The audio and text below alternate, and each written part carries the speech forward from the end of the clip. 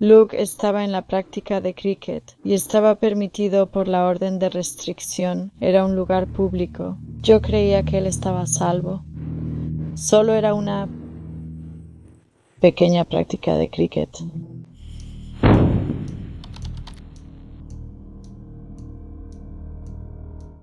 Luke Jeffrey Batty nació el 20 de junio de 2002, hijo de su madre, Rose Batty, y su padre, Greg Anderson, en Nueva Gales del Sur. Era un niño atlético y le encantaba jugar cricket y fútbol. También le encantaban los plátanos, Bob Esponja y el color amarillo. Cuando los padres de Luke se conocieron por primera vez, ambos trabajaban para una empresa de reclutamiento, y la madre de Luke, Rosie, rápidamente se enamoró de su padre, Greg. Ella pensaba que él era guapo, alto, bien vestido y elocuente. La pareja tuvo una relación intermitente durante un par de años, antes de reencontrarse 8 años después, cuando las cosas se volvieron más serias. Solo unas semanas después de retomar la relación, esta vez, Rosie quedó embarazada de Luke. Fue a partir de este momento que Greg comenzó a mostrar un comportamiento cada vez más reservado y agresivo. También a veces hablaba de escuchar voces. Pero a pesar de las preocupaciones de Rosie, ella quería que las cosas funcionaran con el hombre que pronto sería el padre de su hijo. Ella misma nunca había planeado tener hijos. Después de perder a su propia madre a una edad temprana, temía perder a más personas a las que quería. Hubo una ocasión en la que la pareja tuvo una discusión, y mientras Rosie estaba en el trabajo, Greg decidió cortar unas pantuflas que ella le había comprado. Luego salió al jardín y le dio hachazos a una banca de jardín que la pareja había renovado juntos recientemente. Cuando nació Luke, su madre estaba hospedada en el monasterio ortodoxo ruso en Nueva Gales del Sur. Su padre, Greg, quien ni siquiera estuvo presente en su nacimiento, también había sido expulsado del monasterio después de que comenzó a hacerle llamadas telefónicas abusivas a Rosie. Pero poco después, Rosie volvió con Greg. Y cuando lo hizo, el padre le mostró a su nuevo hijo muchísimo amor, cuidándolo, alimentándolo y bañándolo. Sin embargo, su enojo hacia Rosie aún no podía ser contenido. Mientras la madre de Luke se recuperaba de su cesárea, Greg la agredió por primera vez. Ella terminó la relación después de esto, pero aún así mantuvo un contacto cercano, queriendo que Luke tuviera a su padre en su vida. Pero a la edad de 2 años, Luke ya había presenciado múltiples altercados físicos entre sus padres, incluyendo una ocasión en la que Greg tomó uno de los juguetes de Luke y lo estrelló contra la barandilla de la escalera y arrojó un pedazo en la dirección donde Rosie estaba parada, cerca de Luke. Greg entonces se acercó a Rosie, la jaló del cabello y le dijo que si alguna vez le impedía ver a su hijo, la mataría a ella y a sus animales. Al día siguiente, después de esta escalofriante declaración, Rosie fue y solicitó una orden de restricción contra Greg. Pero como su enojo nunca había sido dirigido hacia Luke, se le permitió seguir viendo a su hijo. Con el tiempo, la orden de restricción contra Greg expiró, pero Rosie no se molestó en renovarla porque su comportamiento intimidante había cesado. La madre y el hijo pronto se mudarían al pueblo de Tayab, cuando Luke tenía apenas 3 años y medio, para estar más cerca de las amigas de Rosie. Cuando terminó una relación de largo plazo con otro hombre en 2012, cuando Luke todavía tenía solo 9 años, Greg volvió a aparecer en la vida de Rosie e intentó reavivar su relación, así como reunir a la familia de nuevo. Pero cuando Rosie lo rechazó, Greg perdió el control. El 16 de mayo de 2012, la policía fue llamada a la casa de Rosie después de que ella dijera que Greg la había amenazado con golpearla con un florero frente a su hijo Luke. Fue arrestado ese mismo día, pero debido a múltiples retrasos, no fue acusado formalmente hasta enero siguiente y el caso nunca llegó a los tribunales. Esto también resultó en que se emitiera una orden de protección por violencia familiar contra Greg. El padre, que había tenido poco contacto con su hijo durante años, ahora había vuelto a entrar en la vida de Luke y Rosie y comenzó una batalla legal con Rosie por la custodia de su hijo. Mientras tanto, la salud mental de Greg parecía haber empeorado aún más. Había estado viviendo en su auto durante años y fumaba marihuana todos los días. Rosie estaba segura de que Greg tenía una enfermedad mental en ese momento, aunque nunca le diagnosticaron una oficialmente. Según ella, su comportamiento delirante y paranoia habían saboteado todas las relaciones que tenía. La vida de Greg se estaba derrumbando, y Rosie creía que su hijo Luke era el único punto brillante en su vida.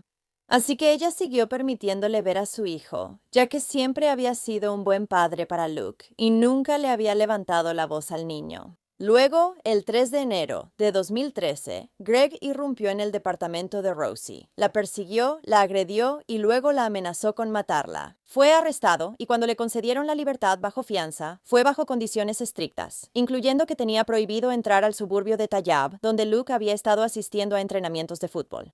Cuando Greg fue arrestado por este incidente, mostró un comportamiento muy arrogante y les decía a los oficiales de policía, «Yo solo le respondo a Jesús. ¿Qué te hace pensar que tienes derecho siquiera a detenerme?»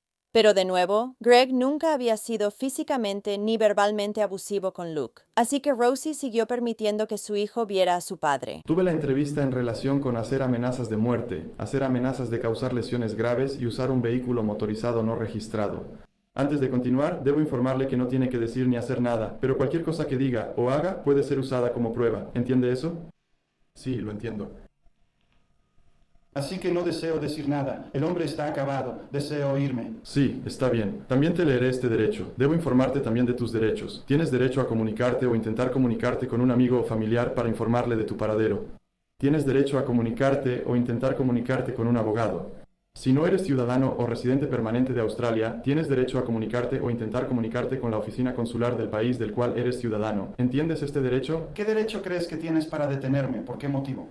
Ya voy a eso. ¿Qué derecho tienes para retenerme aquí siquiera? ¿Entiendes los derechos que acaban de leerte? O sea, entiendo lo que me leíste. Quiero saber por qué crees que tienes derecho a retenerme en primer lugar. Está bien. ¿Deseas ejercer alguno de estos derechos antes de que continúe la entrevista? La entrevista ha terminado. Dije que no deseo comentar. Está bien. ¿No tienes nada? No hay nada. Sí. Así que sigamos adelante. Para ser justos contigo, solo necesito terminar estas preguntas y después, lo que quieras decir, ellos pueden hacerlo. No deseo decir nada, así que ¿cómo puede haber preguntas y respuestas? Ahora estás insultando mi inteligencia. Estás negando mi derecho a representarme legalmente al decir que no deseo responderlas. ¿Entiendes lo que te estoy diciendo? No, no lo entiendo. No te estoy negando en absoluto. Por eso te estoy negando, porque te lo dije.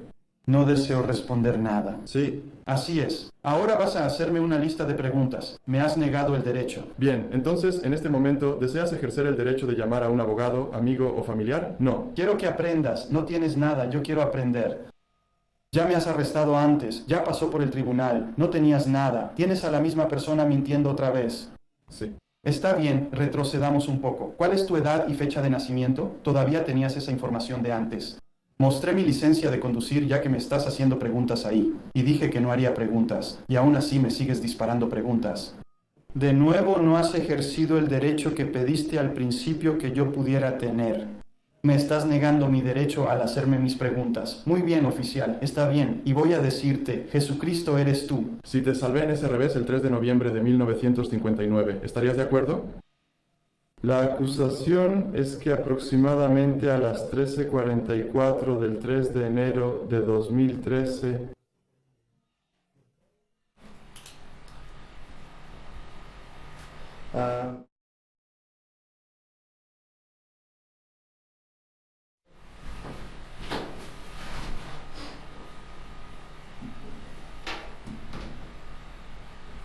Está bien, voy a suspender la entrevista en este momento debido a la falta de participación del acusado. Luego, en abril de 2013, Luke llegó a casa para contarle a su madre sobre una conversación muy perturbadora que tuvo con su papá.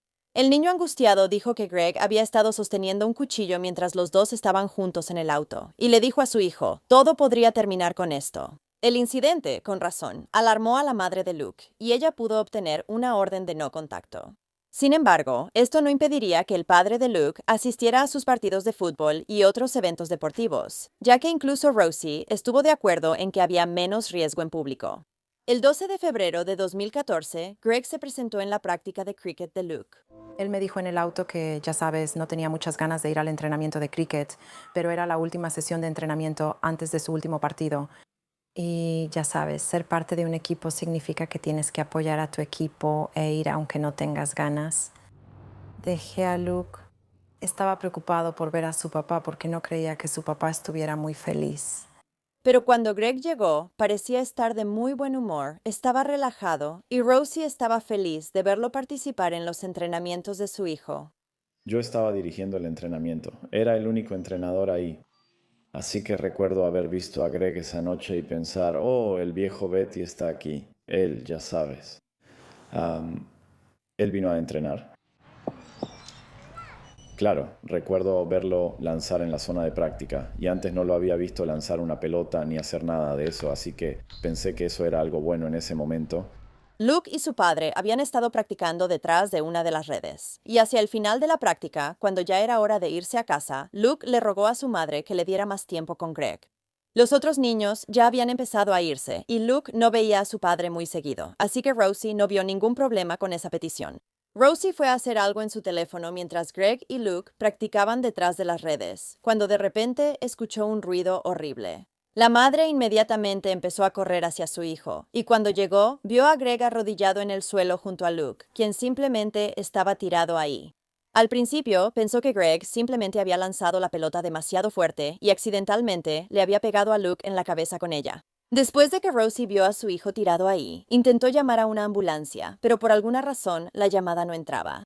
Así que empezó a correr frenéticamente y a pedirle a alguien que llamara a los servicios de emergencia. Ella todavía creía que todo esto había sido un terrible accidente y que la angustia de Greg se debía a que accidentalmente había lastimado a su hijo. Pero cuando uno de los entrenadores se acercó corriendo para ofrecer ayuda, Greg le dijo, «Está bien, ahora está en el cielo». El padre había golpeado deliberadamente a Luke en la cabeza con un bate de cricket y luego procedió a apuñalarlo en el cuello con un cuchillo. Cuando los oficiales llegaron, Greg los amenazó con un cuchillo e intentaron someterlo con gas pimienta, pero eso no funcionó. Finalmente, terminaron disparándole y más tarde murió a causa de sus heridas. Greg había impedido intencionalmente que los paramédicos atendieran a su hijo Luke. Y una vez que finalmente pudieron atenderlo, después de que Greg fue baleado, declararon muerto en el lugar al niño de 11 años. Niños pequeños que presenciaron el incidente luego le dijeron a la policía que vieron a Greg golpear intencionalmente a Luke con el bate de cricket y después sacar un cuchillo y apuñalarlo repetidamente. Se determinó que Luke murió a causa de las graves heridas en la cabeza. Una verdadera tragedia ocurrió aquí esta noche, alrededor de las 6:40 p.m. La policía ha llegado y se ha enfrentado a un hombre de unos 50 años armado con un cuchillo. Intentaron usar fuerza menos letal, no tuvo éxito. Luego dispararon un arma de fuego, hiriendo a ese hombre una vez en el pecho. Él está en el Hospital Alfred en este momento en estado crítico. Un examen adicional de la escena reveló el cuerpo de un niño de 12 años que está fallecido. Y en este momento todavía estamos investigando la causa exacta de esa muerte. El hombre al que la policía disparó era el padre del niño fallecido. Hay gente ahí. Creo que ella estaba pienso que fue un acceso justo. Creo que dadas las circunstancias, soy una víctima como cualquier otra persona, que el sistema judicial y yo tomamos decisiones creyendo que eran lo mejor para Luke. No creo que nadie realmente entendiera o entienda de lo que alguien es capaz de hacer. Y así es una persona sana o un padre cariñoso. Confías en que la misma persona que lo mató lo amaba. Y sí lo amaban. Lo amaban más que nadie. Las únicas dos personas que aman a su hijo tanto como se puede amar a un hijo. Así que mamá y papá. Y lo realmente trágico de esto es que la vida del papá fue trágica y basada en comparecencias ante el tribunal y otras dificultades en su vida con las que no pudimos ayudarlo y nadie más pudo hacerlo tampoco. Él estaba en un camino de desesperación. Nadie amaba a Luke más que Craig, su padre. Nadie amaba a Luke más que yo. Ambos lo amábamos, los dos. Hice lo que creo que era lo mejor para Luke. Y estoy tranquila con eso. Fue una situación trágica que nadie podía decir que iba a suceder. Todavía estoy lidiando con la incredulidad. Una vez que Rosie aceptó el hecho de que Greg había matado intencionalmente a Luke, dijo que creía que Greg había premeditado la muerte de su hijo y eligió matarlo. No porque realmente le desagradara a su hijo, sino porque fue una táctica de venganza contra ella. Ella decía, ¿te imaginas cómo se siente eso? Que alguien, contra todo pronóstico, quiera hacerte sufrir por el resto de tu vida para ganar. Después de la muerte de Luke, se descubrió que Greg había amenazado recientemente a su compañero de cuarto con cortarle la cabeza. Esto ocurrió después de que Greg también fuera arrestado en la biblioteca cercana por ver imágenes de abuso sexual infantil. Además de eso, el padre incluso una vez amenazó al entrenador de fútbol de Luke, diciéndole, «Tengo un cuchillo con tu nombre». Greg también escuchaba voces con frecuencia. Era obsesivo con la religión. Rezaba en voz alta a menudo y a veces incluso tenía alucinaciones. El padre incluso había estado en contacto con la policía apenas 3 semanas antes de la muerte de Luke. Pero los oficiales que hablaron con él no ejecutaron las órdenes de arresto porque en ese momento no sabían de ellas. Y la madre de Luke, Rosie, nunca fue informada de los cargos de abuso sexual infantil contra Greg. Ella tampoco sabía de la amenaza de muerte que Greg profirió contra su compañero de cuarto. En el momento del asesinato de Luke, su padre, Greg, enfrentaba 11 cargos penales y estaba sujeto a 4 órdenes de arresto no ejecutadas. Rosie diría que había considerado llamar a la policía ella misma cuando vio a Greg en la práctica de cricket de Luke esa noche, sabiendo que él tenía varias órdenes de arresto pendientes. Pero decidió no hacerlo por el bien de Luke, porque ya lo había hecho en 2 ocasiones anteriores y había sido muy traumático, estresante e impredecible para él. Greg había evitado el arresto con tanto éxito porque había estado sin hogar durante mucho tiempo.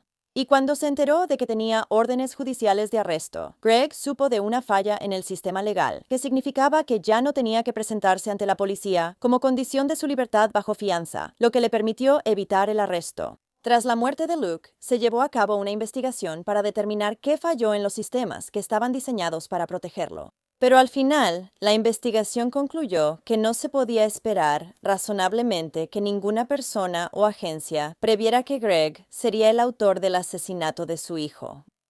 Poco después de perder a su hijo, Rosie habló valientemente con los medios para hablar sobre la realidad de la violencia doméstica en la sociedad, y desde entonces ha sido una embajadora.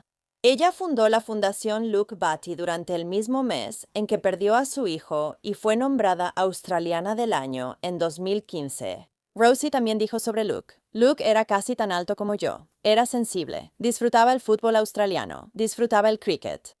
Era muy vivaz. Era gracioso. No era el mejor estudiante, pero era inteligente y disfrutaba la escuela. Ella además dijo que Luke amaba a su padre y sentía dolor porque sabía que su papá estaba pasando por dificultades.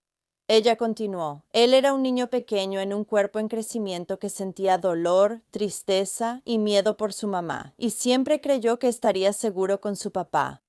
Cientos de personas asistieron a una vigilia con velas la noche del 13 de febrero de 2014 en el campo deportivo donde Luke murió. El funeral de Luke Batty se llevó a cabo el 20 de febrero de 2014. Cientos de sus familiares, amigos y compañeros de escuela fueron al colegio comunitario cristiano Flinders para rendirle homenaje. Su ataúd amarillo estaba adornado con flores brillantes y un peluche de Bob Esponja.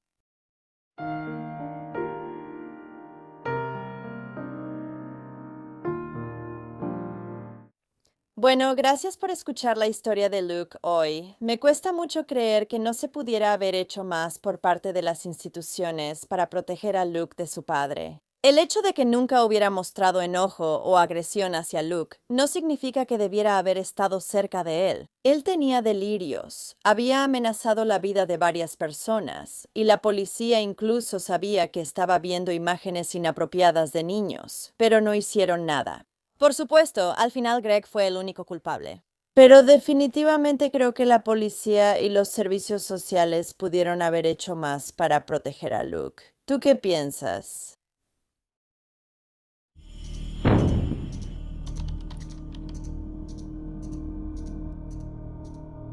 Aramas Andresian Jr., apodado Piki, nació el 19 de febrero de 2012 en Baldwin Park, California. Sus padres eran Aras Andresian Sr. y Ana Esteves. Piki era hijo único. Se decía que era un alma vieja y parecía atraer a todo tipo de personas y animales hacia él. Su madre decía que él era como un rayo de sol, trayendo felicidad a donde quiera que iba. Piki también amaba explorar la naturaleza y plantar jardines. Anna tuvo que luchar mucho para convertirse en madre. Piki fue su bebé milagro. Ella se sometió a numerosas rondas de fertilización in vitro, gastando miles de dólares. También había tenido 5 abortos espontáneos antes de finalmente concebir a Piki. Así que, de más está decirlo, Piki lo era todo para ella. Amaba muchísimo a ese pequeño, era su mejor amigo. Así que, en algún momento, antes del 5º cumpleaños de Piki, sus padres terminaron divorciándose. Y fue un divorcio muy feo, y eso vino acompañado de una batalla por la custodia aún peor. El tribunal terminó ordenando que ambos tuvieran la custodia compartida de Piki. Según los términos de su acuerdo de visitas, la pareja debía encontrarse en un lugar neutral para hacer la entrega de Piki. Normalmente se encontraban en la estación de policía o en algún parque cercano. Durante su caso de divorcio, la pareja había estado intercambiando acusaciones. Aramas alegó que Anna le había dado nalgadas a su hijo, usado malas palabras y había hablado de llevarse al niño a Cuba. Aramas dijo que le preocupaba que el padre de Anna practicara la religión de la santería y que una vez sacrificó un gallo frente al niño. Quiero decir, eso es un poco preocupante. El niño solo tiene 5 años y él sacrificó un gallo frente a ellos.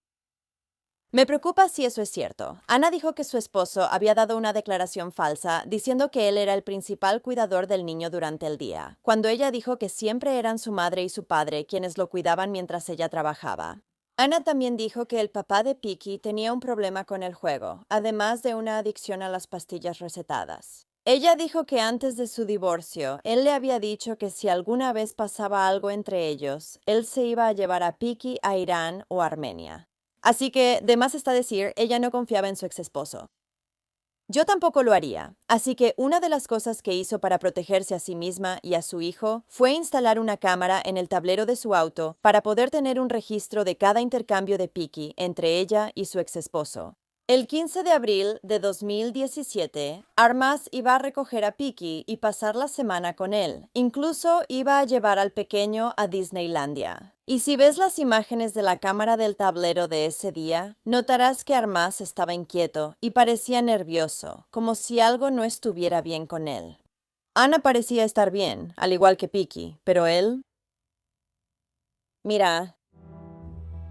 Anna estaba tan preocupada por el comportamiento del papá de Piki que decidió grabar todas las entregas de Piki en video.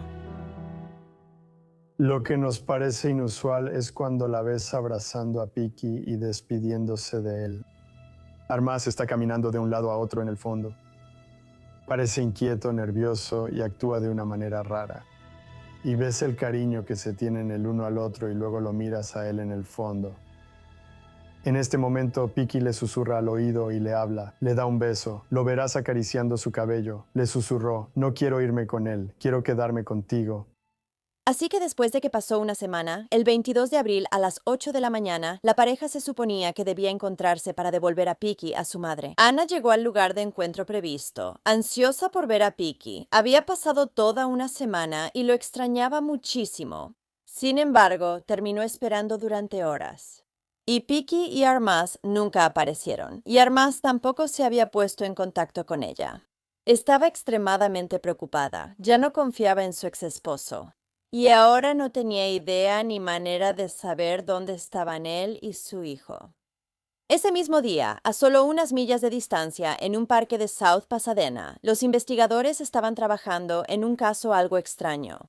Alguien había llamado para reportar un auto que estaba estacionado en el parque con todas las puertas abiertas, y había un hombre tirado a unos metros de distancia, boca abajo, posiblemente inconsciente.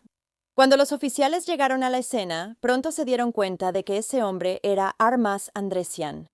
Armas estaba tirado semiconsciente a unos 10 o 12 metros de su BMW, en medio de un estacionamiento en el Parque Arroyo en South Pasadena. También estaba algo delirante. Sus manos estaban arañadas y tenía las uñas llenas de tierra. Armas fue enviado al hospital, pero Piki no estaba por ningún lado. Y Armas no decía mucho porque en ese momento estaba bajo el fuerte efecto de medicamentos recetados. Cuando Armas fue llevado al hospital, se descubrió que tenía una pequeña abrasión en la cabeza, además de rasguños en los brazos y manos, y se había quejado de moretones en las costillas. Sin embargo, el hospital no estaba seguro de dónde o quién le había causado esas lesiones. Armas había estado bajo los efectos de opiáceos, así como de otros medicamentos recetados. Los detectives habían estado registrando el auto que encontraron cerca del cuerpo de Armas, el BMW, y en él encontraron un frasco de medicamentos recetados que no le pertenecía. Además de eso, se encontraron un bidón de gasolina y cerillos dentro del auto, y el interior del auto había sido completamente rociado con gasolina. Y había un trapo metido en el tanque de gasolina. Armas hizo una declaración a los detectives el 28 de abril, diciendo que en la mañana del día 22, él y Picky habían ido al lugar de encuentro programado para reunirse con su madre para el intercambio. Armas dijo que luego tomó las pastillas por una razón u otra, y lo siguiente que recordó fue despertar en el hospital. Un buen samaritano lo había encontrado en el suelo, y Picky no estaba por ningún lado en ese momento. Armas dijo que no tenía idea de a dónde se había ido Picky, ya que él había estado con él justo antes de desmayarse. Le dijo a la policía que creía que podría haber sido atacado ese día en el parque. Mientras Armas hablaba con la policía, ni una sola vez les preguntó si ya habían localizado a su hijo. En cambio, intentó desviar la atención hacia su exesposa, diciendo que lo más probable era que ella tuviera algo que ver con la desaparición de Picky. Armas le dijo a la policía que sentía que Ana lo había tendido una trampa y que ella lo había estado siguiendo últimamente y que él tenía miedo. Ajá. Les contó lo terrible que fue el divorcio y empezó a decir que tal vez Ana lo había hecho seguir ese día y que la persona que ella mandó a seguirlo fue quien lo atacó. La policía decidió detener a Armas en ese momento bajo sospecha de poner en peligro a un menor. Sin embargo, él fue liberado solo 3 días después, porque la policía no tenía suficiente evidencia para mantenerlo bajo custodia. A pesar de esto, Armas siguió siendo el principal sospechoso para la policía, porque después de su primera declaración dejó de hablar con la policía y contrató a un abogado. Ya sabes, esas cosas que hacen las personas inocentes cuando su hijo desaparece. Tampoco tuvo mucha participación en la búsqueda de Picky. Cuando Armas estaba siendo fichado en la cárcel, incluso le hizo un comentario extraño al oficial de registro diciendo: «Apuesto a que ya piensan en mí como una especie de Casey Anthony y seguro que ya estoy en todas las noticias». ¿Por qué alguien querría compararse con Casey Anthony? En este punto, se había lanzado una búsqueda masiva para encontrar a Picky y Drezian. En su extensa búsqueda del niño desaparecido, las autoridades habían conseguido un dron, perros rastreadores de cadáveres, cientos de voluntarios y personal de búsqueda y rescate. La última vez que se vio a Picky fue cuando una cámara lo captó saliendo del parque Disneyland con su padre alrededor de la 1 de la mañana del 21 de abril. Los dos habían visitado el parque el 20 de abril. Así que, aunque parece sospechoso que Armas pudiera estar involucrado en la desaparición de su hijo, él tampoco tenía ningún antecedente criminal. Ni siquiera una multa por exceso de velocidad. La policía no creía la historia de Armas sobre las pastillas que lo dejaron inconsciente y que no recordaba nada después de eso. Sonaba como una excusa. Ellos creían que él sabía dónde estaba Picky. No había nadie que pudiera verificar que habían visto a Armas o a Picky el 22 de abril en Arroyo Park. Pero con la falta de pruebas, los detectives no podían arrestarlo. Así que pasaron los siguientes 2 meses armando el caso contra Armas y tratando de probar su culpabilidad. Lo estaban vigilando y hablando con personas que él conocía. Así que mientras la mamá de Picky salía todos los días y todas las noches tratando de encontrar a su hijo, ¿sabes en qué estaba ocupado Armas? Oh, nunca lo adivinarías. Él estaba de fiesta en Las Vegas, y no solo una vez, como si fuera una despedida de soltero o algo así. Varias veces. Iba y venía de Los Ángeles a Las Vegas durante esos 2 meses para irse de fiesta. Así que claramente encontrar a Picky no era su prioridad. Mientras Armas estaba en Las Vegas, no solo fue a hacer paracaidismo, también fue a ver una pelea de box, contrató trabajadoras sexuales, usó una buena cantidad de drogas y cambió su apariencia. Bienvenido a Skydive Las Vegas. ¿Cómo estás? Genial, genial. Obviamente hoy te sientes extra tonto. Pensé que tenía que lanzarte de un avión por eso. Hola, amigo. Esta es tu última oportunidad para echarte para atrás. Oh. No, no, no, no. Te quiero, amigo. Así es como él se refería a Peaky. Estoy lista para irme, lo que sea. Hagámoslo. Y él salta del avión.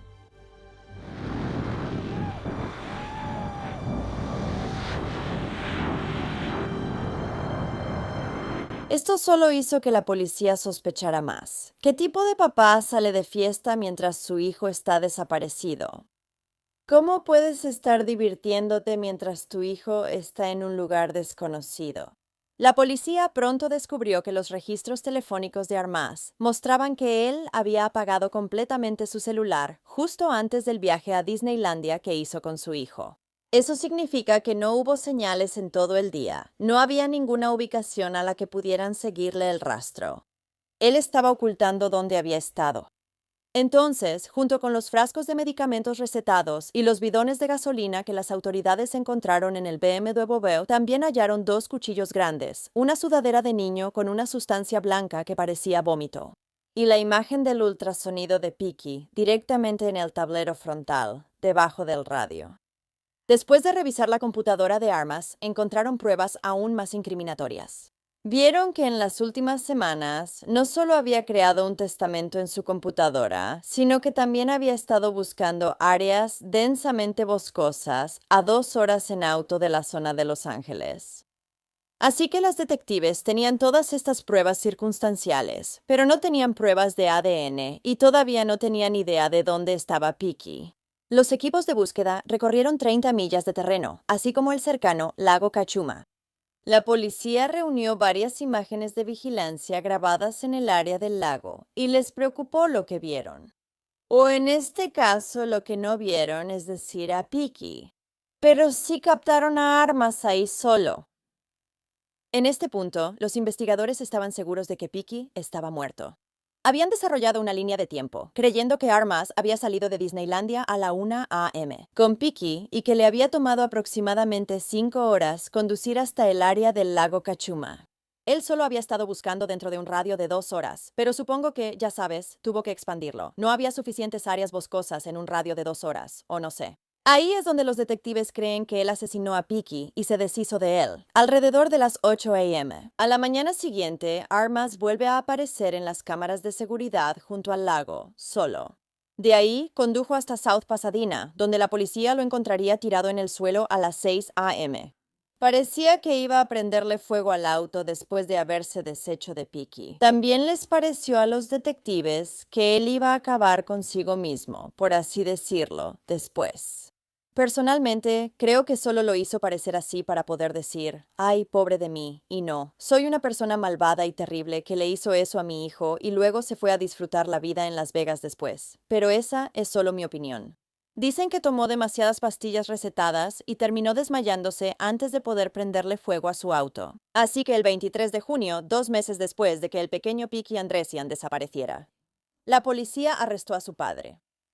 En Las Vegas, nada menos, lo detuvieron por un cargo de asesinato sin cuerpo. En el momento de su arresto, él se mostró hostil y beligerante con los oficiales. Se descubrió que nuevamente estaba tomando medicamentos recetados. No es sorpresa. También dijo algo como, «Oh, ustedes gastaron $7 millones tratando de encontrarlo y aún así no pudieron hacerlo». ¡Qué bien! La policía notó que Armas también se había decolorado el cabello, además de que recientemente había solicitado un pasaporte. Como si tuviera a dónde ir. Sin embargo, la pequeña Peaky de 5 años aún no había sido encontrada. Cuando Armas estaba detenido en la cárcel de Las Vegas, la policía intentó nuevamente interrogarlo para ver si podían obtener alguna información sobre el paradero de su hijo. No tuvieron éxito de nuevo. Estaban buscando en el lago donde habían visto a Armas en las cámaras de vigilancia, pero aún no encontraban nada, así que los detectives fueron con Ana para decirle la verdad. No querían que ella tuviera una falsa esperanza de que Peaky fuera encontrado con vida. Por la forma en que Armas estaba actuando, estaban bastante seguras de que Peaky estaba muerto. La noticia fue extremadamente difícil de escuchar para Ana, pero eso no hizo que ella dejara de buscar a su hijo, ni de tener la esperanza de que aún pudiera ser encontrado con vida. Así que tenían a su sospechoso tras las rejas, pero la policía no estaba segura de cómo iban a sacarle la información para encontrar a Peaky. Habían estado buscando por todas partes y no tenían nada. La única persona que probablemente podría ayudarlos en este momento era Armas, y él no estaba hablando. Entonces, ¿qué iban a hacer? Pero de forma totalmente inesperada, el 30 de junio Armas le dijo a la policía que quería hablar con ellos sobre el caso. Dijo que quería informarles dónde estaba su hijo y qué había pasado esa noche. Les confesó todo, sin ningún acuerdo de culpabilidad ni nada. Armas le contó a la policía lo que le había pasado a Peaky. Quiero decirte exactamente lo que pasó. No quiero sacar ningún beneficio de esto. 500 y todos los daños. I looked at him. I took off my necklace, the one of my father, and the cross. Se lo puse a él. Puse el cheque encima. Solo lo recuerdo. Y seguía empezando a luchar. Apenas estaba empezando a ser mucho más fuerte y luego odié mucho a tu mamá. Necesito a alguien.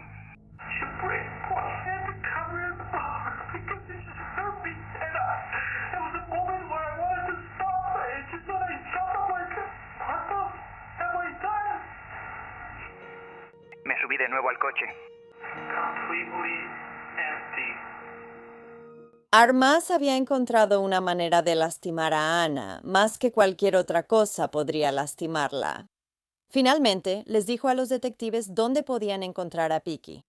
El cuerpo de Peaky fue encontrado en Vista Point, que es un mirador de la presa Bradbury en el lago Cachuma. Es una zona muy montañosa, llena de árboles. Cuando encontraron a Peaky, ni siquiera lo habían enterrado. Estaba tendido, recargado contra un árbol, con algunos arbustos encima de él. Armas le había puesto su pijama y lo dejó ahí, recargado contra el árbol. Le dijo a los detectives que pensó que era una forma más honorable de dejar el cuerpo de su hijo que enterrarlo. Las autoridades creen que Armas solo se declaró culpable porque sabía que si el caso iba a juicio, todos se enterarían de todos los detalles horribles, así que quería evitar eso.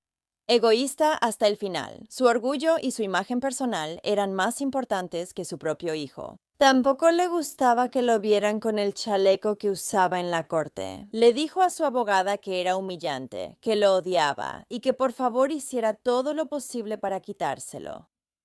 Pobrecito. Pero si Armas Andresian pensó que declararse culpable lo salvaría de la humillación, estaba equivocado. El día de su sentencia, el 23 de agosto de 2017, la familia de Peaky llenó la sala del tribunal con una emoción desgarradora y a flor de piel. Ana dijo en la corte: Armas Andresian Sr., te compadezco. Eres un fracaso como padre. Eres un fracaso como hombre y eres un fracaso como ser humano. Espero que revivas la imagen de cuando asesinaste a mi bebé todos los días por el resto de tu vida insignificante. Y cuando mueras, que tu alma oscura arda en las llamas eternas del infierno, donde no tengo duda de que la justicia se hará contigo tanto en esta vida como en la siguiente. Armas quería hacer una declaración antes de recibir su sentencia, pero justo antes de hablar cambió de opinión. Su abogada dijo que no podía pensar en una situación que conociera o en la que hubiera estado en sus 20 años, donde una declaración de culpabilidad por asesinato en primer grado ocurriera tan rápido. Lo cual es absurdo porque claramente estuvo en Las Vegas durante meses sin decir dónde estaba su hijo. Entonces, ¿de qué estás hablando? Armas Andresian fue sentenciado a una condena de 25 años a cadena perpetua en prisión por asesinato en primer grado. Sin embargo, será considerado para libertad condicional después de 25 años, recibió la sentencia máxima para un caso de asesinato en primer grado sin pena de muerte. No había suficiente evidencia para probar la circunstancia especial que lo habría sometido a la pena de muerte. La fiscalía dijo que si hubieran podido solicitarla, absolutamente lo habrían hecho en este caso. Ana Esteves tenía toda la razón en estar enojada con los servicios de protección infantil. Ella había luchado mucho por la custodia exclusiva de su hijo. Ella temía que su esposo tuviera algún tipo de malas intenciones. Por eso incluso había instalado la cámara en el tablero de su auto. Pero al final, su lucha por la custodia total fue rechazada y Peaky quedó en peligro. Ella dijo que los servicios de protección infantil es parcialmente responsable de la muerte de Picky. Parece claro que el odio de Armas hacia su exesposa Anna era tan fuerte que estaba dispuesto a hacer cualquier cosa por ello, sacrificando a su hijo y también su propia libertad al final. Los servicios funerarios se llevaron a cabo el 18 de julio de 2017 en la Iglesia de la Sagrada Familia en South Pasadena para Armas Picky Andresian Jr., quien nunca pasó de los 5 años. Después se realizó un entierro privado. 9 meses después de la muerte de Picky, se le dedicó una banca en el Parque Garfield de South Pasadena. La banca tiene vista al área de juegos que Anna dice que era la favorita de Picky. Una placa en la parte frontal de la banca dice: "En amorosa memoria de Picky, eres mi rayo de sol, mi único rayo de sol". Bueno, gracias por escuchar toda la historia de Picky hoy. Nunca entenderé cómo alguien puede enojarse tanto con otra persona, como para estar dispuesto a lastimar a un inocente, especialmente a un niño. Así que creo que la parte del caso que me enoja aún más es que esta pobre mujer luchó durante años para tener un bebé y finalmente lo logró. Y luego este desgraciado se lo quitó. Me hierve la sangre. Picky no era más que un peón en el juego de su padre para vengarse de su madre. Es enfermizo y retorcido. Y espero que pase el resto de su vida en prisión. Más le vale que no le den libertad condicional.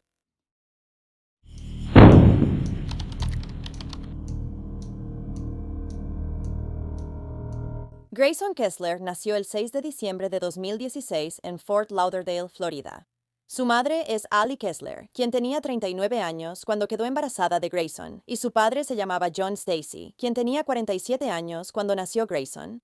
Ahora, Grayson era el niño más feliz, con una gran imaginación, y también era divertido y valiente.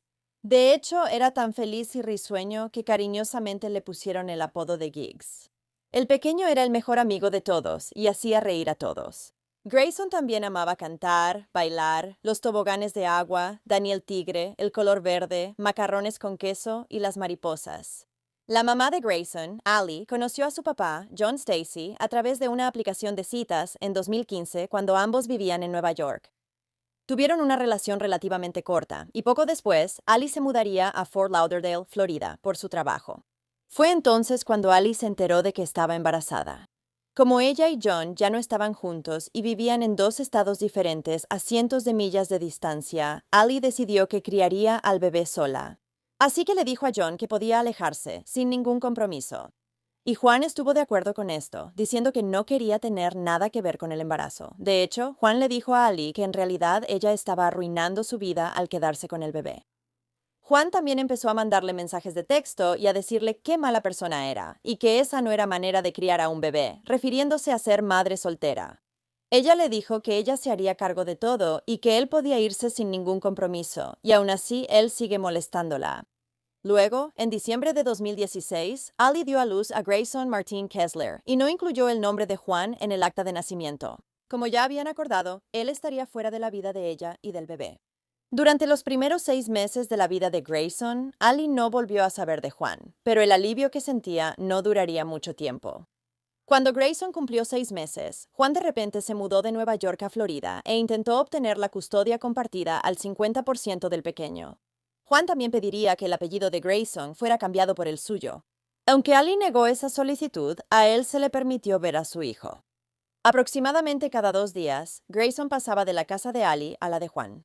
Y esto es algo por lo que Allie seguiría luchando durante el resto de la vida de Grayson, porque ella sabía que algo no estaba bien en la cabeza de Juan.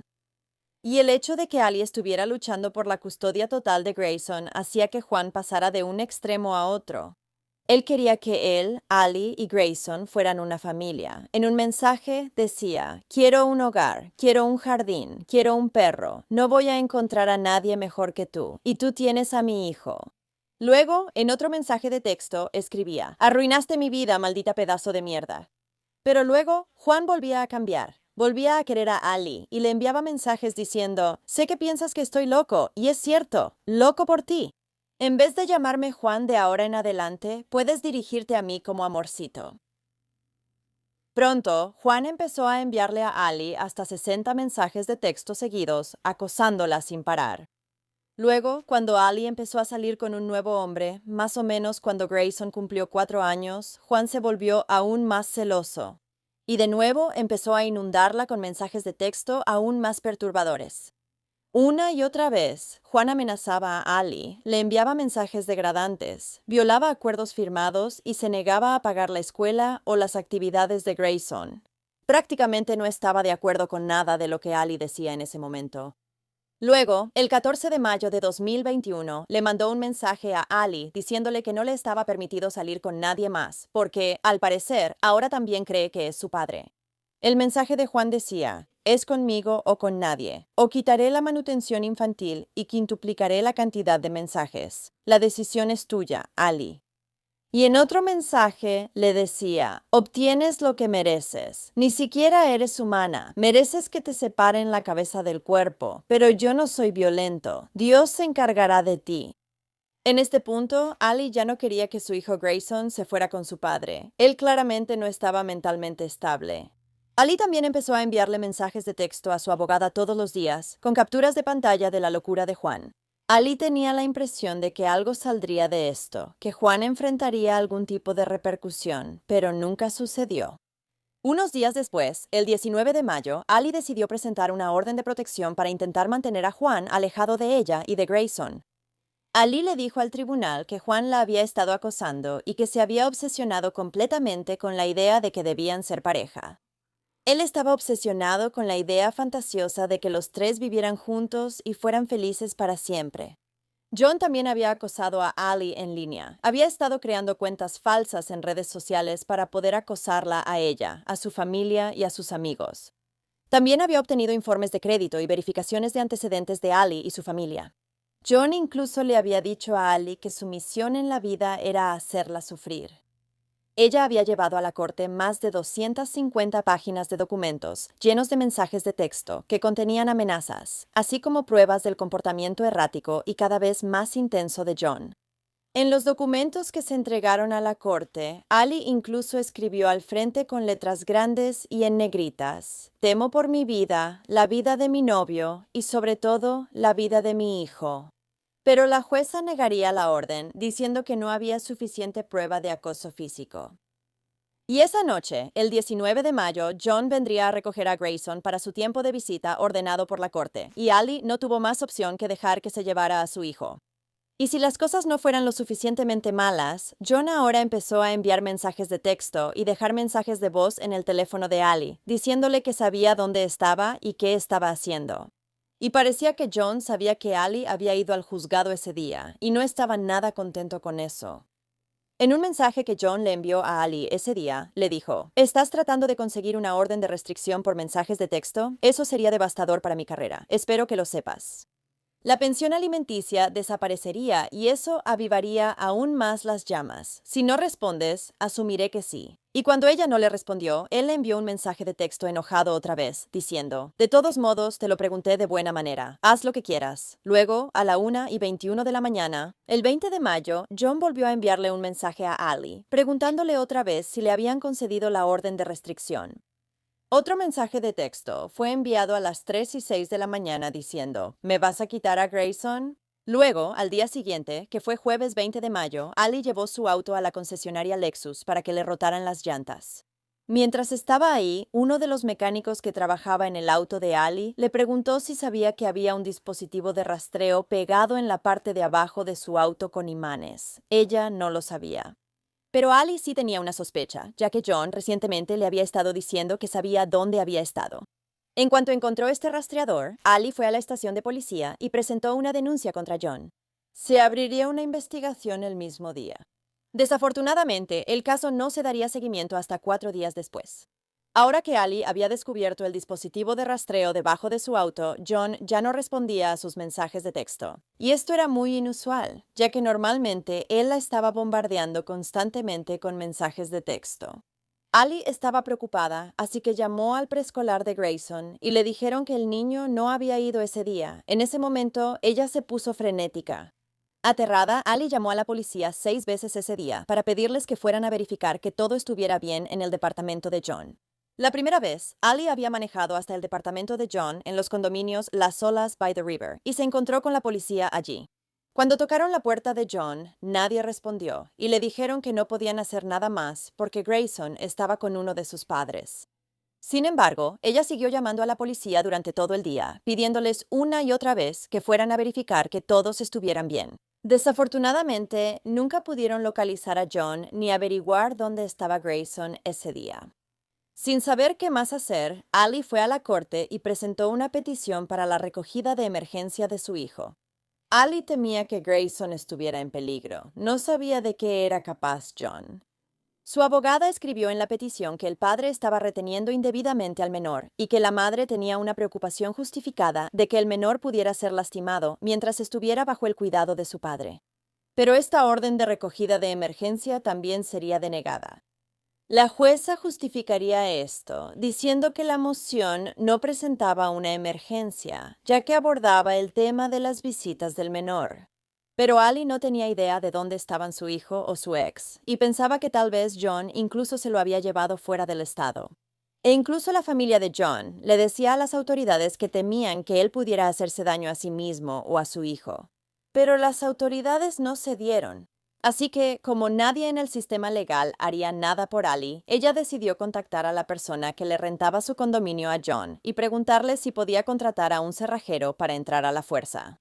La dueña estuvo de acuerdo con esto, y Ali recibió un mensaje de texto a las 11:50 p.m. esa noche, cuando el cerrajero y la policía llegaron al condominio de John.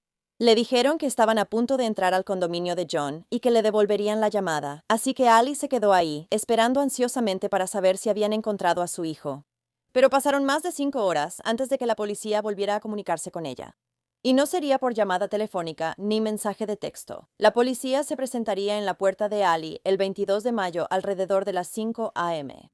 Luego le dijeron que habían encontrado los cuerpos de John y su hijo Grayson en la sala de estar de su departamento. John le disparó a Grayson en la cabeza antes de dispararse. Ninguno de los dos sobrevivió. John estaba preocupado de que su comportamiento problemático hubiera llevado a que Ali obtuviera una orden de restricción, y luego le preocupaba que esto lo llevara a no volver a ver a su hijo. También le preocupaba que su reputación quedara arruinada. No quería perder a Grayson, pero tampoco quería que Ali lo tuviera. Todos en el sistema legal le habían dicho a Ali que no había causa probable para retirar a Grayson del cuidado de su padre. Como ella diría, todos solo se echaban la culpa unos a otros. Y ahora ya era demasiado tarde. Ali dijo que antes de esa semana de mayo nunca pensó que John haría algo para lastimar a su hijo. A ella tal vez, pero nunca a Grayson. Pero ella sospechaba que algo no estaba bien y buscó ayuda, pero continuamente se la negaron y la ignoraron. Dave Ratterman, un conocido con quien John solía tomar café, dijo que John había dejado su vida en Nueva York para ser padre de Grayson. Luego diría que nunca había visto a alguien que amara tanto a su hijo como John. Bueno, supongo que entonces nunca ha conocido a otro progenitor. Es la única explicación para eso. Para sus amigos, John nunca había parecido enojado ni violento. Lo describían como amigable y un tipo muy agradable, pero era algo distante y no tenía a muchas personas cercanas. Y aparentemente, John había sido miembro de la secta Mooney en algún momento. Lo reclutaron en Nueva York cuando tenía solo 18 años, y en un momento incluso participó en una ceremonia de matrimonio masivo y se casó con una novia japonesa. Había permanecido como miembro de esta secta durante 5 años, y cuando se fue, nunca recibió ni buscó ningún tipo de terapia o ayuda por lo que había pasado. En una campaña de GoFundMe creada para Grayson para ayudar a pagar los gastos del funeral y los honorarios legales, la familia escribió sobre el dolor de extrañar al pequeño y cómo el mundo ahora era un lugar más oscuro sin él. También dijeron que la policía, los servicios de protección infantil y el sistema de justicia penal fallaron. Grayson y Ali, quien presentó múltiples órdenes de emergencia para mantener a Grayson a salvo de su padre, quien había estado enviando mensajes de texto y correos electrónicos amenazantes a Ali, mostrando un comportamiento aterrador. Si la orden de protección por violencia doméstica presentada por Ali hubiera sido aprobada por el juez, nuestro Grayson estaría aquí hoy. Ali dijo sobre su hijo Grayson: "Quiero que lo recuerden y lo honren, y crear conciencia sobre lo que está pasando. Ha sido una pesadilla. Cada día es una lucha despertar. Lo único que me mantiene en pie es ayudar a crear conciencia. No quiero que su muerte sea en vano. No solo perdí a un hijo, perdí mi vida. Ya no soy mamá. Mi mundo era Grayson las 24 horas del día, los 7 días de la semana preparándole la comida, llevándolo a lugares. Como Ali no quería que la muerte de su hijo fuera en vano, trabajó con legisladores de Florida para aprobar la ley de Grayson. En diciembre de 2021, se presentó un proyecto de ley que proponía reformar los procedimientos de los tribunales de custodia, que anteriormente habían pasado por alto pruebas de abuso, al determinar si la custodia compartida era lo mejor para el niño. En marzo de 2022, el proyecto de ley se estancó en el Senado Estatal de Florida, pero luego fue aprobado en mayo de 2023 y entró oficialmente en vigor el 1 de julio de 2023. Así es como Ali Kessler la recuerda. Su hijo Grayson, vibrante, divertido, dulce. Y este es el cuarto de Grayson. Todo lo que tiene ahora son la ropa, los libros y los juguetes que él dejó atrás. Y esto es lo último que recibí de él para el Día de las Madres, justo antes de que lo mataran, para hacerme sentir miserable. Y esa fue la única manera en que él me lo dijo. Eso fue lo único que él pudo hacer. Para realmente, ya sabes, desquitarse conmigo. Y Ali también creó un sitio web, graysonchoice.org, que fue creado para crear conciencia sobre el riesgo de la violencia intrafamiliar en todas sus formas. Su misión es desarrollar programas, educación y capacitación para todas las partes involucradas en el Tribunal de Familia. El funeral de Grayson Martin Kessler se llevó a cabo el 26 de mayo de 2021 en Menorah Gardens and Funeral Chapels en Southwest Ranches, Florida. Y Ali decidió soltar mariposas en el funeral de su hijo, por lo mucho que al pequeño le encantaban. En mayo de 2022 se realizó una vigilia con velas para Grayson en su parque favorito, que era Daku Park en Plantation, Florida. Aquí se plantó un árbol en memoria de Grayson y también se colocó una placa en el parque para honrarlo. Bueno, gracias por escuchar toda la historia de Grayson hoy. Esta pobre madre no podía hacer nada más legalmente. El dicho es, si ves algo, di algo.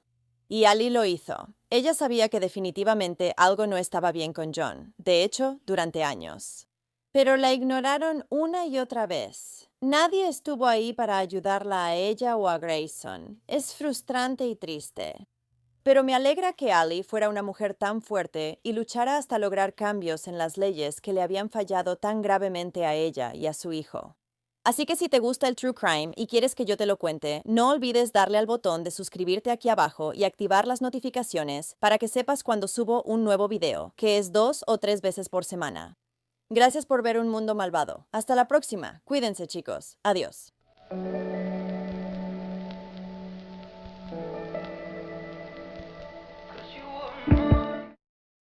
No puedo imaginar el dolor y la tristeza que estas familias están experimentando esta mañana.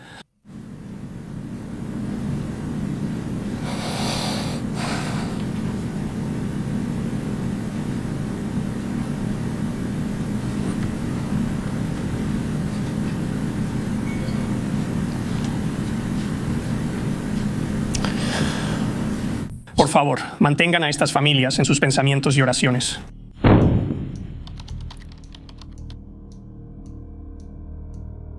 Tyler Daniel Clinton Worley nació el 17 de septiembre de 2009 en Indianápolis, de su madre, Brandy Worley, y de su padre, Jason Worley.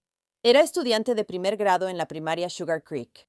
Tyler era cariñoso y lleno de energía, y le gustaba jugar todos los deportes que podía, incluyendo fútbol, fútbol americano, baloncesto, béisbol, lucha y más. Era de esas personas que podían entrar a un cuarto lleno de desconocidos y salir con 20 nuevos amigos.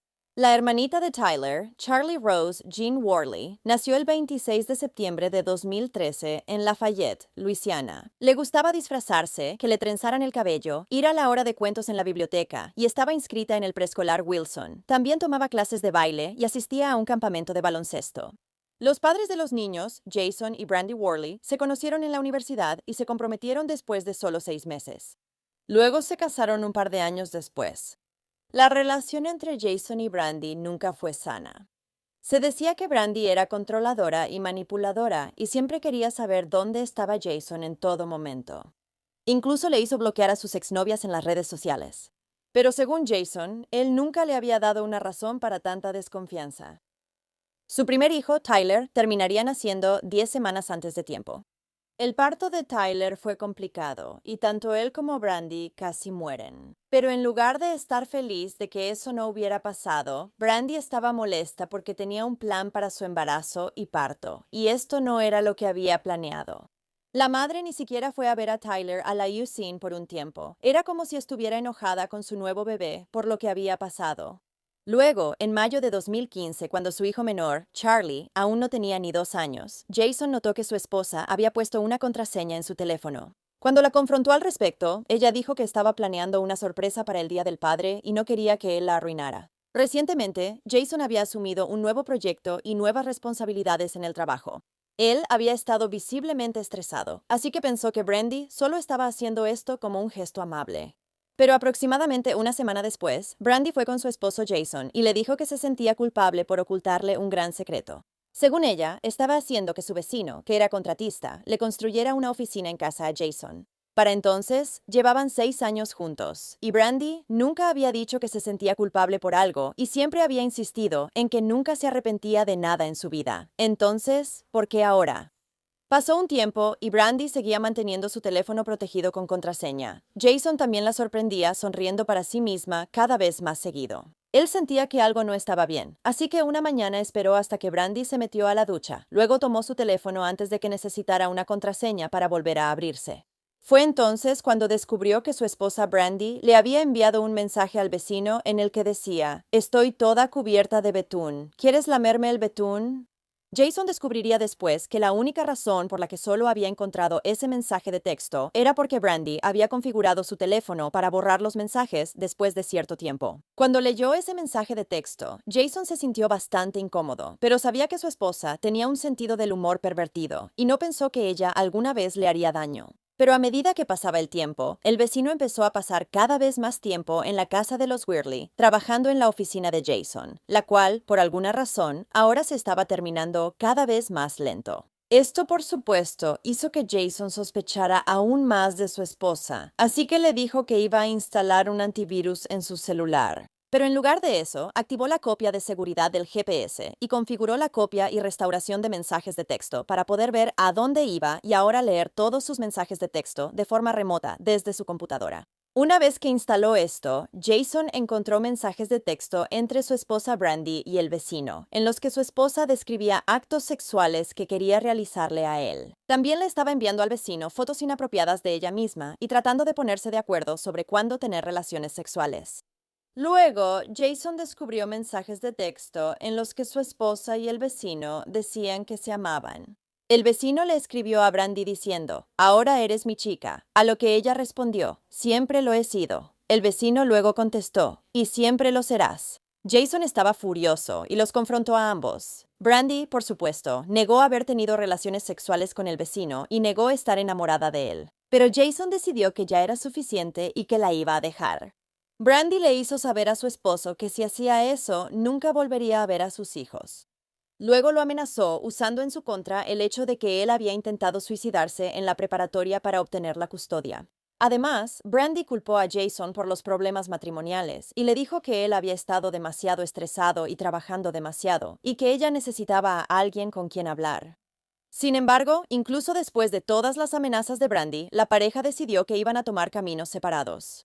Pero Brandy decidió que ella misma les iba a contar a Tyler y Charlie lo que había pasado, a su manera. Y lo hizo mientras Jason estaba en el trabajo, informando a los niños que papá estaba enojado con mamá, así que mamá tenía que mudarse. También le dijo a Tyler que no podía quedarse con su padre, haciendo que el niño sintiera que su papá también estaba enojado con él, si él, como su mamá, tenía que mudarse. Esto hizo que Jason se diera cuenta de que Brandy probablemente iba a hacer pasar un infierno a sus hijos si se separaban. Así que decidió tragarse sus sentimientos y rogarle que se quedara con él. Ella aceptó, y además insistió en que Jason le pidiera disculpas al vecino con quien se había enfrentado, diciendo que todavía tendrían que convivir con ellos, ya que Tyler y su hijo eran tan buenos amigos. Las cosas parecieron calmarse entre Brandy y Jason por un tiempo, mientras intentaban arreglar su matrimonio.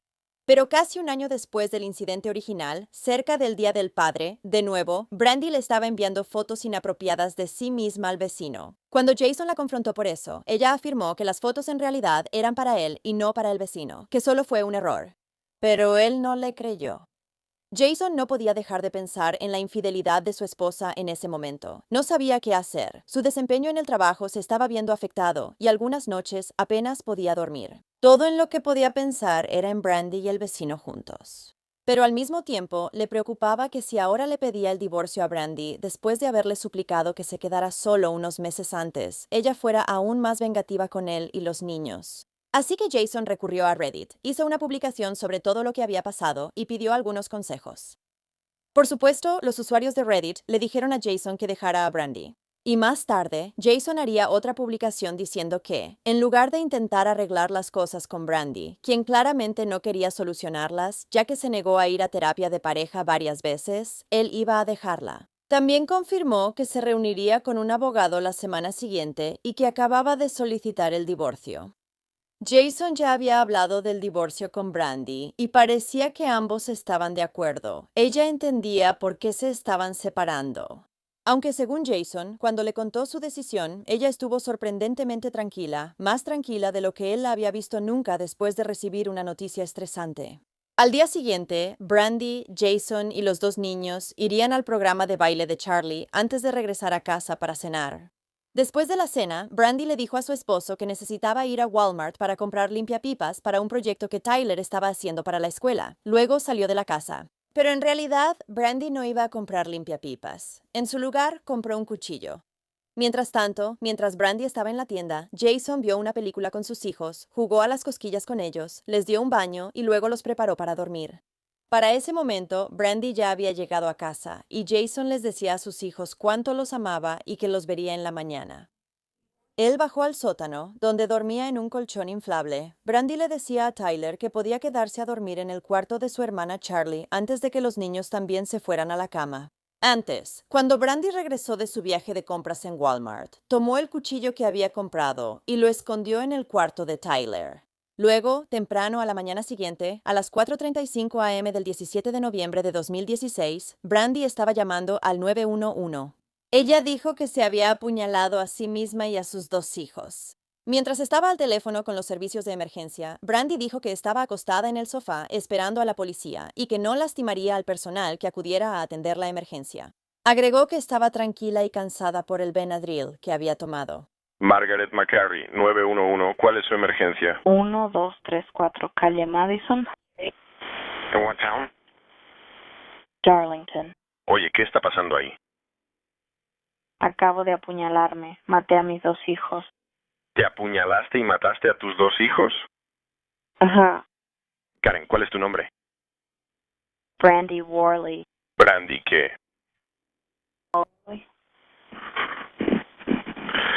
Bien, ya estamos ahí. ¿Dónde están sus hijos?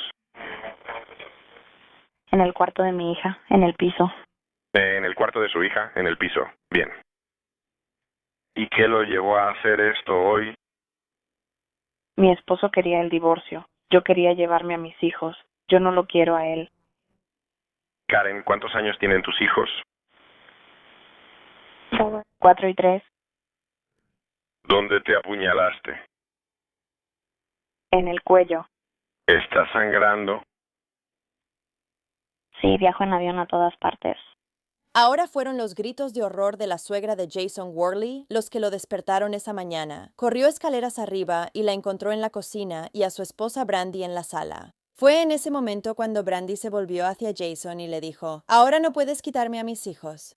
Cuando los oficiales llegaron a la casa en Darlington, Indiana, encontraron a Tyler Worley, de 7 años, y a Charlie Worley, de 3 años, muertos en una habitación, parcialmente cubiertos con cobijas, y cada uno tenía profundas cortaduras en el cuello. También se encontró un cuchillo tipo combate cerca de sus cuerpos. Sentada en la sala, Brandy les dijo tranquilamente a los oficiales que había usado un cuchillo para apuñalarse a sí misma y a sus hijos. Ella dijo, «No quería que él se llevara a mis hijos, solo quería morir con ellos». La madre primero se subió sobre Tyler, le tapó la boca con la mano y luego lo apuñaló repetidamente. Cuando Charlie se despertó durante esto, se volteó hacia su madre y le preguntó qué estaba haciendo. Brandy respondió, nada, y Charlie se dio la vuelta y se volvió a dormir. Una vez que Tyler estaba muerto y Brandy estaba segura de que Charlie se había vuelto a dormir, también apuñaló a Charlie. Luego, la madre se apuñaló a sí misma más de una vez, pero no se causó heridas lo suficientemente graves. Brandy sería llevada a un hospital en Indianápolis para recibir tratamiento por sus heridas, que también estaban en el cuello. Cuando fue entrevistada desde su cama de hospital, se dijo que su actitud era muy fría y directa, y habló sin remordimiento por haber matado a sus hijos. Al ser dada de alta del hospital, la madre de 30 años sería acusada formalmente de 2 cargos de asesinato y se declaró no culpable. Tuve la oportunidad de reunirme con una mujer que vivía a la vuelta de la esquina de Brandy Worley y ella quería señalar que ayudó a los niños hace apenas un par de días a hacer una tarjeta de cumpleaños para su mamá. Y aquí está una copia de esa tarjeta, espero que puedas verla. Dice, feliz cumpleaños, mami, de Tyler y Charlie. Y adentro está esta inscripción. Eres muy especial, mami. Si alguna vez hubo una mami que fue muy amada, debes saber quién es. Seguro que sí lo sabes. Y si alguna vez un deseo estuvo lleno de abrazos y besos, este lo está. Y mami, puedes apostar que todos son para ti. Feliz cumpleaños, Tyler y Charlie. Esto es para su madre, que cumplió años hace un par de días. Jason publicaría en línea después de la muerte de Charlie y Tyler, y él afirmaría que Brandy le había sugerido dormir en el sofá esa noche, en lugar de en el colchón inflable en el sótano. Se preguntaba si hubiera dormido en el sofá como ella dijo. ¿Habría podido salvar a sus hijos? O al menos, simplemente haber muerto con ellos. Jason entonces dijo, un padre tiene un solo trabajo en este mundo, proteger a sus hijos, y fallé en hacerlo. El empleador de Jason también abrió una cuenta en GoFundMe después del asesinato de sus hijos para que pudiera recibir ayuda para pagar sus funerales. Luego, la madre de Brandy también abrió una cuenta en GoFundMe. Sin embargo, ella estaba tratando de recaudar dinero para la madre de Charlie y Tyler, la misma que los había matado. Ella quería usar los fondos para los gastos médicos y legales de Brandy. Los ex-suegros de Jason también le causaron otros problemas después de la muerte de los niños, cambiando las cerraduras de la casa que ellos le rentaban, con todas sus pertenencias personales aún adentro. Esto resultaría en una larga batalla legal entre ellos. En cuanto a Brandy, ella terminaría declarándose culpable de los cargos y fue sentenciada a 55 años por la muerte de Tyler y 65 años por la muerte de Charlie. Sus sentencias deben cumplirse de manera consecutiva, lo cual no es muy común. Jason Worley también estaba en la corte cuando Brandy se declaró culpable, y él diría, para mí, esos niños eran mi vida. También comentó sobre la actitud de Brandy en la corte diciendo, ella parecía estar tan falta de remordimiento como lo estuvo en la llamada al 911. Ella habló de una manera muy fría al describir el crimen. Fue muy desgarrador escucharla hablar como lo hizo. Él agregó, todo lo que quiero y todo lo que siempre quise fue tenerla fuera de mi vista y de mi mente para poder superar este horror.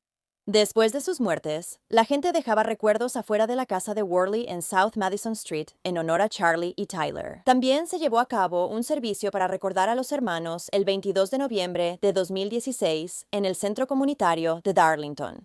Después del servicio, ambos fueron sepultados en el cementerio Green Lawn, también en Darlington.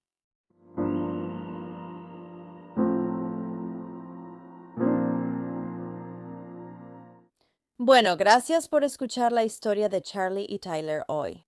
Este caso es absolutamente indignante. La razón por la que esta madre mató a sus hijos, según ella, fue porque Jason estaba a punto de divorciarse de ella, lo que significaba que él iba a quitarle a sus hijos. Pero el asunto es que Brandy fue quien causó el divorcio desde el principio. Ella le estaba siendo infiel a su esposo y le decía al hombre con el que lo engañaba que lo amaba. ¿Qué esperaba que hiciera Jason? ¿Que simplemente lo aceptara? Él la persiguió e intentó alcanzarla, y todo lo que ella decía era, yo no entraría en ese auto. Corrió de regreso a su propio auto, miró en la cajuela, y Jean fue entonces cuando hizo este macabro descubrimiento.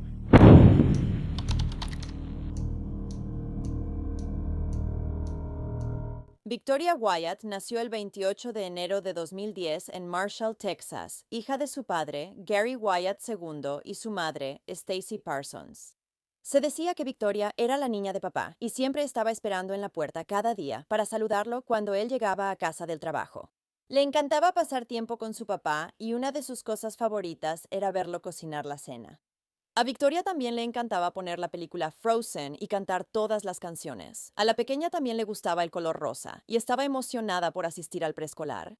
Los padres de Victoria, Gary y Stacy, comenzaron a salir en 2009 y en 2010 tuvieron a su única hija, Victoria. Pero luego la personalidad de Stacy comenzó a cambiar. Se volvió mucho más cruel con las personas a su alrededor y en ocasiones se volvió violenta. Aunque esto le molestaba a Gary, pensó que su esposa solo estaba sufriendo de depresión posparto y que su cambio de humor sería algo temporal. Pero parte de la razón por la que la actitud de Stacy había cambiado tanto era por la decepción que sintió cuando ella y Gary se enteraron de que su nuevo bebé iba a ser una niña. Stacy realmente había esperado tener un niño para consentirlo. Incluso le decía a su pequeña hija, Victoria, de vez en cuando, que ojalá hubiera nacido niño en vez de niña. Como Gary podía ver claramente que Stacy estaba teniendo dificultades, decidió pedirles a sus padres que ayudaran a cuidar a su nuevo bebé. Y aunque esto parecía ser la solución que necesitaban para que las cosas fueran un poco menos estresantes, en realidad esto impediría que Stacy creara un vínculo adecuado con su nueva hija, Victoria. Y Gary también empezó a notar que Stacy no era nada cariñosa con su hija. No la abrazaba, no la besaba y a menudo no le decía que la amaba. Pero Gary simplemente atribuía la falta de afecto de Stacy a su propia infancia disfuncional.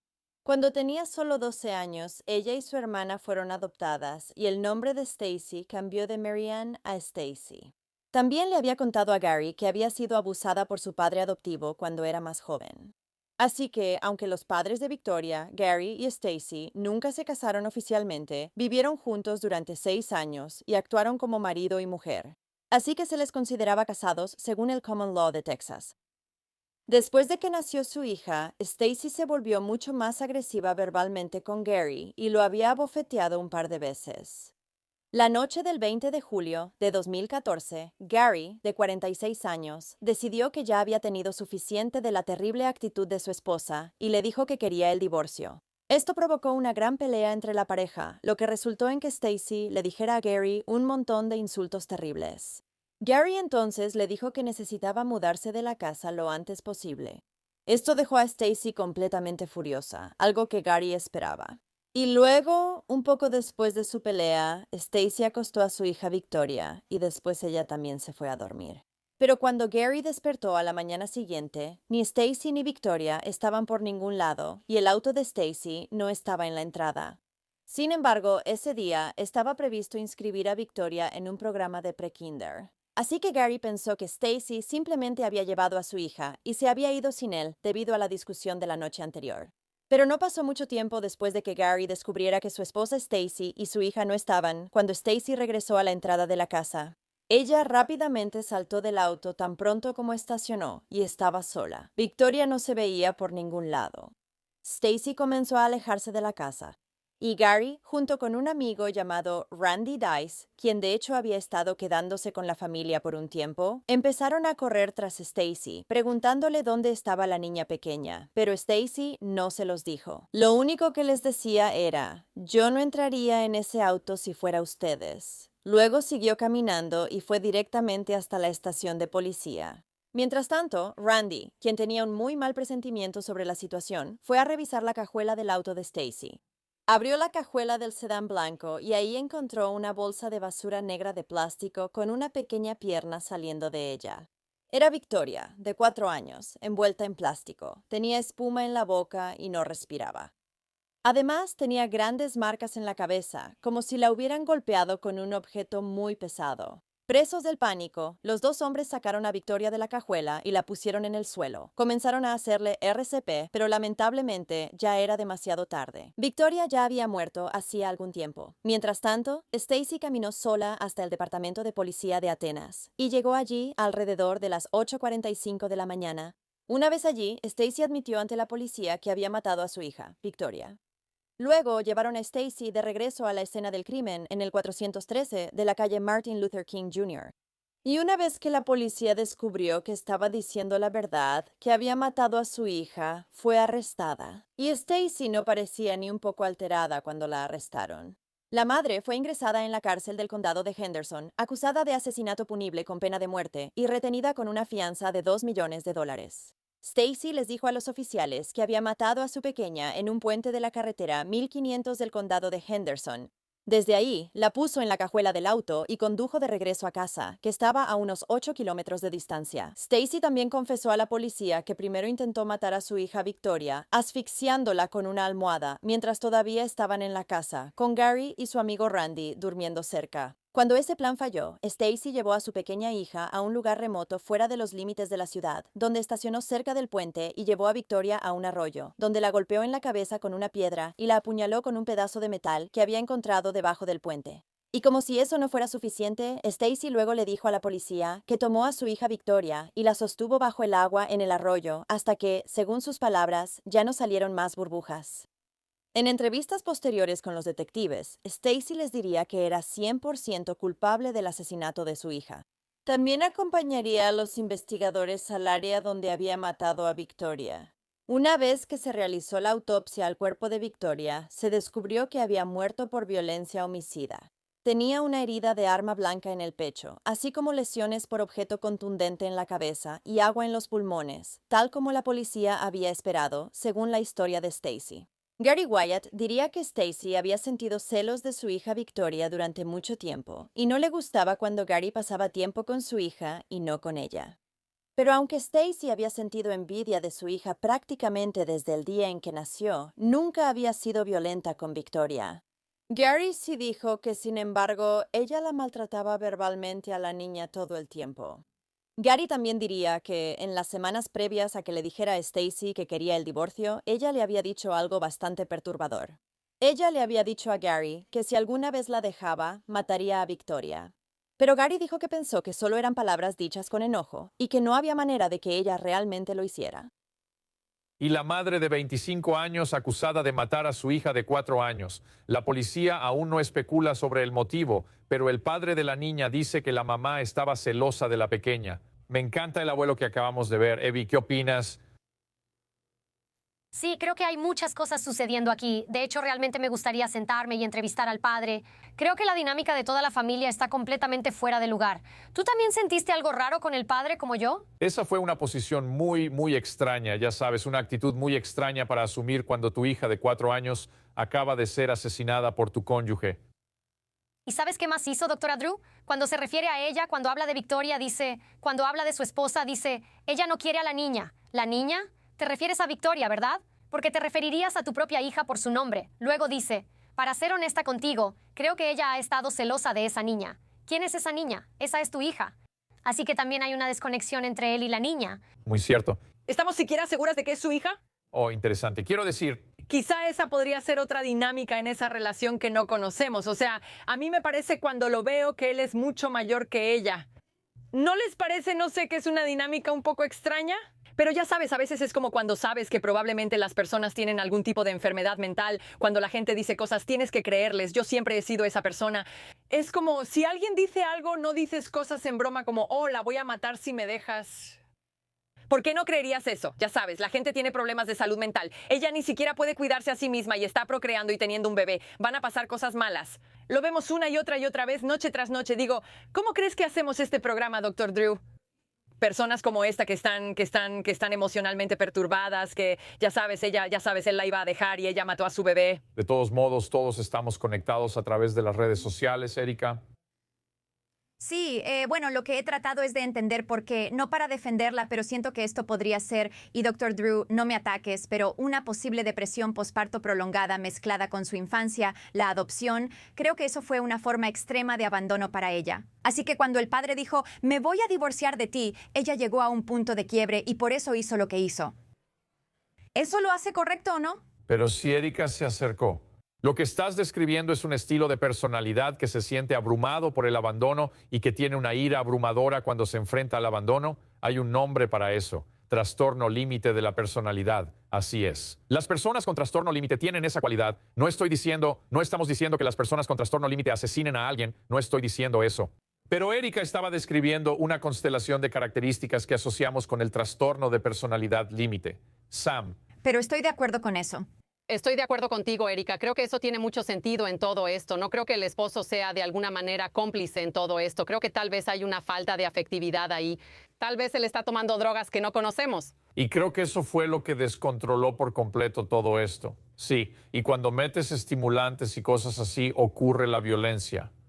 El amigo de la pareja que había estado en la casa ese día, Randy, dijo que Stacy tenía antecedentes de enojo hacia su pequeña hija.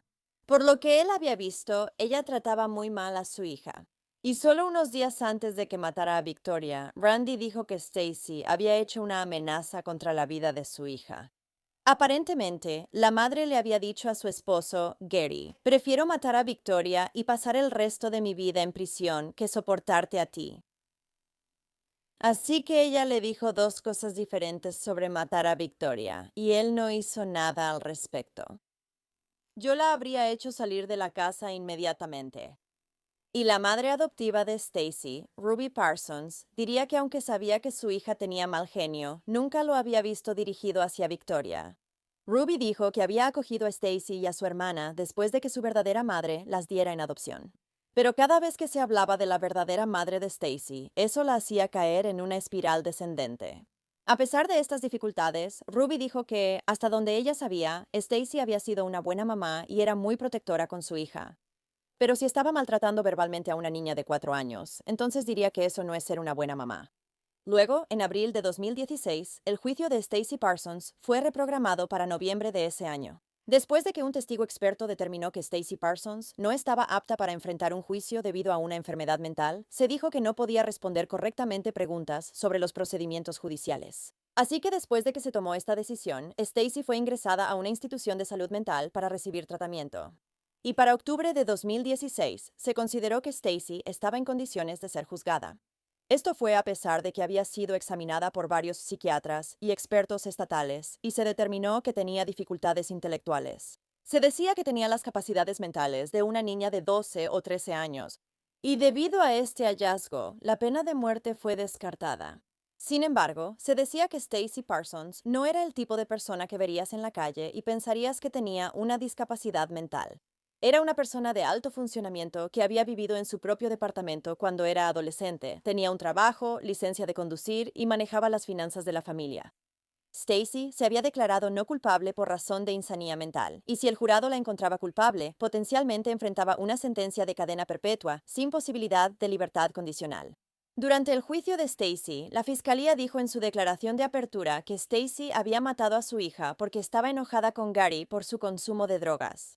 Además, Gary acababa de decirle a Stacy que quería dejarla, y Stacy no quería criar sola a una niña de 4 años. Esto llevó a Stacy a tomar la decisión de que si Gary quería estar solo, ella lo dejaría completamente solo para siempre.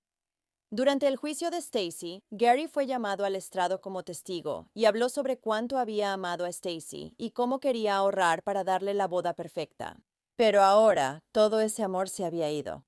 El amigo de Gary, Randy Dice, quien se había estado quedando en la casa con la pareja, también testificó durante el juicio de Stacy y dijo que Stacy y Gary tenían una relación muy volátil. De hecho, dijo que era tan mala que la única vez que los vio llevarse bien fue cuando Victoria no estaba cerca. Randy también testificó que había visto a Stacy maltratar verbalmente a Victoria y físicamente a Gary. También habló sobre cómo Gary era el principal cuidador de su hija. Él era quien la alimentaba, jugaba con ella y la cuidaba porque a Stacy no le importaba. Siempre parecía tener algún tipo de odio hacia Victoria. Randy luego le dijo al jurado que la mañana en que Victoria fue asesinada, se despertó alrededor de las 3 a.m. al escuchar sonidos apagados provenientes de la habitación de al lado, que era el dormitorio de Victoria. Sin embargo, dijo que los ruidos se detuvieron poco después y no les dio importancia, algo con lo que ahora dice que le cuesta vivir. Cuando el juicio llegó a su fin, Stacy Parsons fue declarada culpable del asesinato agravado de su hija, Victoria. Luego se le sentenció a cadena perpetua sin posibilidad de libertad condicional. Gary, el papá de Victoria, dijo públicamente que está devastado porque nunca más podrá ver la sonrisa de su pequeña hija. Y su amigo Randy diría que él esperaba que Stacy recibiera la pena de muerte porque le había quitado a la única hija de su amigo. Poco después de su condena, Stacy presentó una apelación. Alegaba que Stacy tenía una discapacidad intelectual y que se habían violado sus derechos constitucionales porque no se permitió que esta información se presentara en el juicio. Afirmaron que esta discapacidad, junto con problemas emocionales y una infancia marcada por el abandono y el abuso, la hacían incapaz de formar una intención real. Claro que sí. Ella afirmó que no entendía los derechos Miranda que le dieron antes de hacer declaraciones incriminatorias a la policía de Atenas. Pero en respuesta, el Tribunal de Apelaciones dictaminó que, debido a la gran cantidad de pruebas que se habían presentado, independientemente de cualquier posible problema mental, Stacy había matado intencionalmente a su hija Victoria. El funeral de Victoria se llevó a cabo el domingo 27 de julio de 2014 en la funeraria Hannigan Smith en Atenas, Texas. Muchos asistieron y su pequeño ataúd estaba cubierto de flores rosas de diferentes tonos. Ya que el rosa era su color favorito. Victoria fue enterrada en el cementerio Elm Grove, en el condado de Van Sant, Texas. Una publicación en Facebook decía que la familia daba la bienvenida a cualquiera que quisiera asistir a los servicios funerarios mientras se despedían por última vez de su dulce ángel. Bueno, gracias por escuchar la historia de Victoria hoy. Sé que Gary dijo que pensó que su esposa solo lo decía por enojo cuando dijo que mataría a su hija. Sin embargo, no me importa qué tan enojada estés. Eso no es algo con lo que se deba bromear cuando se trata de tus propios hijos, especialmente. A menos que ya haya algún tipo de premeditación de por medio, claro.